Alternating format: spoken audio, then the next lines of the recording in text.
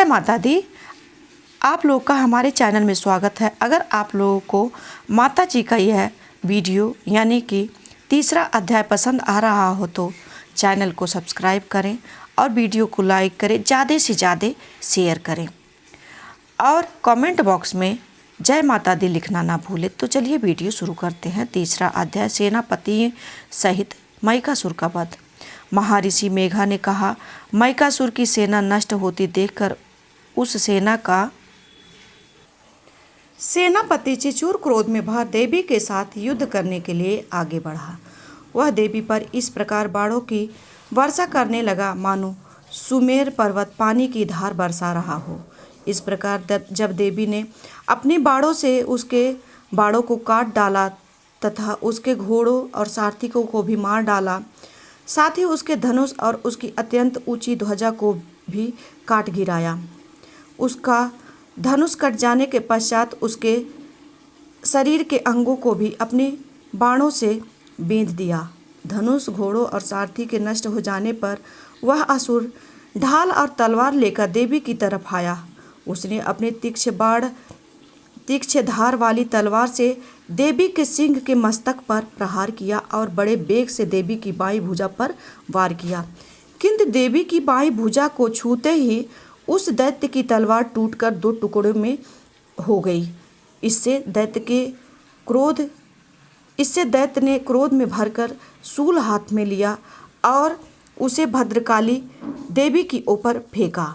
देवी की ओर आता हुआ वह शूल आकाश से गिरते हुए सूर्य के समान प्रज्वलित हो उठा और उस शूल को अपनी ओर आते हुए देखकर देवी ने भी शूल छोड़ा और महाअसुर के शूल के 100 टुकड़े कर दिए और साथ ही महाअसुर के प्राण भी हर लिए। चिचूर के मरने पर देवताओं को दुख देने वाला चमार नामक दैत्य हाथी पर सवार होकर देवी से लड़ने के लिए आया और उसने आने के साथ ही शक्ति से प्रहार किया, किंतु देवी ने अपने हुंकार से ही उसे तोड़कर पृथ्वी पर डाल दिया।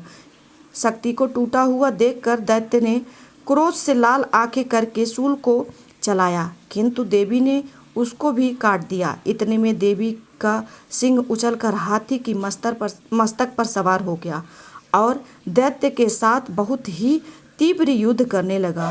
फिर वह दोनों लड़ते हुए हाथी पर से पृथ्वी पर आ गिरे और दोनों बड़े क्रोध से लड़ने लगे। फिर सिंह बड़े जोर से आकाश की ओर उछला और सब पृथ्वी की ओर आया तो अपने पंजे से चमार का सिर धड़ से अलग कर दिया। क्रोध में भरी हुई देवी ने शिला और वृक्ष आदि की चोटों से उदग्र को भी मार दिया। कराल को दांतों, मुक्कों और थप्पड़ों से चूड़ कर डाला। क्रुद्ध हुई देवी ने गदा के प्रहार से उद्भट दैत्य को मार गिराया। भिंदीपाल से वस्कल को बाड़ों से ताम्रा और अंधक को मौत के घाट उतार दिए। तीनों नेत्रों वाली परमेश्वरी ने त्रिशूल से उग्रासय, उग्रवीड और महाहनु नामक राक्षसों को मार डाला। उसने अपनी तलवार से बिडाल नामक दैत्य का सिर धड़ से अलग कर दिया तथा अपने बाड़ों से दुर्धर और दुर्मुख को यमलोक को पहुंचा दिया।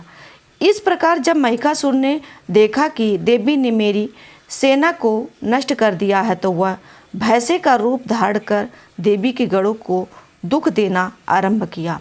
उन गढ़ों में कितनों को उसने मुख के प्रहार से, कितनों को खुरों से, कितनों को पूंछ से, कितनों को सिंगों से, बहुतों को दौड़ाने के बेग से, अनेकों को सिंहनाद से, कितनों को चक्कर देकर और कितनों को श्वास वायु के झोंकों से पृथ्वी पर गिरा दिया। वह दैत्य इस प्रकार गढ़ों की सेना को गिरा देवी की सिंह को मारने के लिए दौड़ा। इस पर देवी को बड़ा गुस्सा आया। उधर दैत्य भी क्रोध में भरकर धरती को खुरों से खोदने लगा तथा सिंगों से पर्वतों को उखाड़ने लगा। उखाड़ कर धरती पर फेंकने लगा और मुख से शब्द करने लगा। महिषासुर के बेग से चक्कर देने के कारण पृथ्वी क्षुब्ध होकर फटने लगी। उसकी पूंछ से टकराकर समुद्र चारों ओर से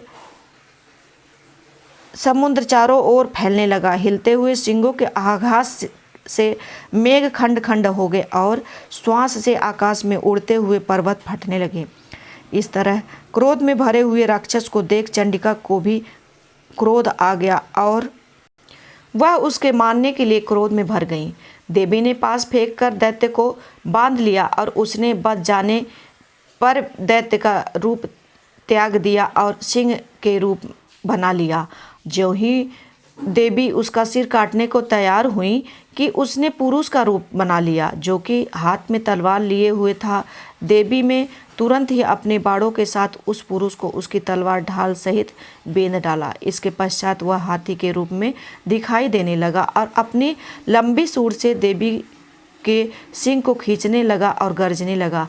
देवी ने अपनी तलवार से उसकी सूंड काट डाली। तब राक्षस ने एक बार फिर भैंसे का रूप धारण कर लिया और पहले की तरह चराचर जीवों सहित समस्त त्रिलोकी को व्याकुल करने लगा। इसके पश्चात क्रोध में भरी हुई देवी बारंबार उत्तम मधु का पान करने लगी और लाल लाल आंखें नेत्र करके हंसने लगी। उधर बलवीर तथा मद से क्रुद्ध हुआ दैत्य भी गरजने लगा। अपने सिंगों से देवी पर पर्वतों को फेंकने लगा और गरजने लगा। देवी अपने बाणों से उसके फेंके हुए पर्वतों को चूर करती हुए बोली, ओ मूढ़, जब तक मैं मधुपान कर रही हूँ तब तक तू गरज ले। इसके पश्चात मेरे हाथों तेरी मृत्यु हो जाने पर देवता स्वयं ही गर्जना करेंगे। महर्षि मेघा ने कहा। यूं कहकर देवी उछलकर उस दैत्य पर जा चढ़ी और उसको अपने पैर से दबाकर शूल से उसके गले पर आघात किया। देवी के पैर से दबने पर भी दैत्य अपने दूसरे रूप से अपने मुख से बाहर होने लगा। अभी वह आधा बाहर निकला था कि देवी ने अपने प्रभाव से उसे रोक दिया। जब वह आधा निकला हुआ ही दैत्य युद्ध करने लगा तो देवी ने अपनी तलवार से उसका सिर काट दिया। इसके पश्चात सारी राक्षस सेना हाहाकार करती हुई वहाँ से भाग खड़ी हुई और सब देवता अत्यंत प्रसन्न हुए तथा ऋषियों महर्षियों सहित देवी की स्तुति करने लगे। गंधर्व राज गाने लगे तथा अप्सराएं नृत्य करने लगे। इस प्रकार से हमारा तीसरा अध्याय पूरा हुआ। आप लोग कमेंट बॉक्स में ज़रूर जय माता दी लिखें और चैनल को सब्सक्राइब करें। जय माता दी।